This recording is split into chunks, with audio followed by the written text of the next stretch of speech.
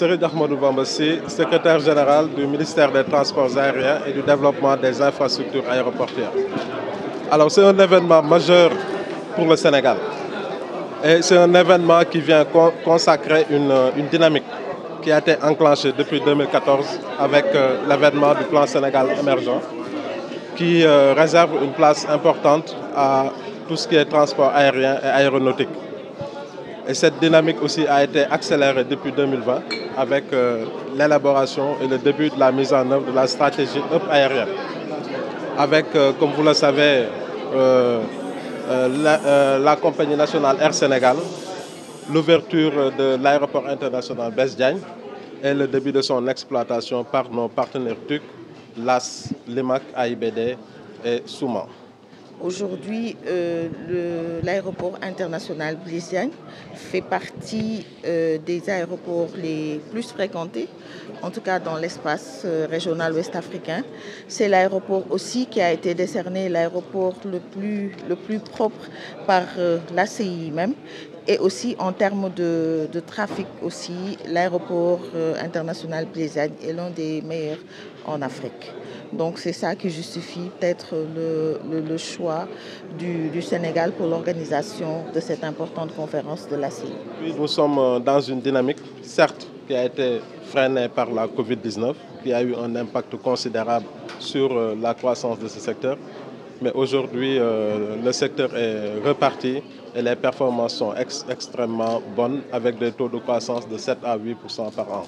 Donc cette conférence ACI vient à son heure et va permettre en tout cas aux sociétés qui sont actives dans le transport aérien au Sénégal de discuter avec leurs homologues africains, de partager leur expérience et aussi de trouver les voies et moyens d'assurer dans l'avenir plus de résilience en cas de choc exogène comme ce qui s'est passé avec la pandémie Covid-19. ACI Afrique, c'est le membre d'une grande organisation ACI Monde qui présente tous les aéroports de l'Afrique. Donc c'est très important de rencontrer avec nos partenaires sur le réseau et de comprendre comment ils prennent des mesures sur les problèmes qu'ils rencontrent, quelles sont les technologies qu'ils amènent, quelles sont des innovations qu'ils créent. Ça peut être avec un projet technique ou ça peut être un projet IT, etc. Donc cette conférence-là, ce serait une discussion sur post-Covid, comment les aéroports africains peuvent résilier et peuvent prendre leur trafic quotidien. Ou peut-être pourquoi ils n'ont pas pu prendre aussi. Ça, on va partager.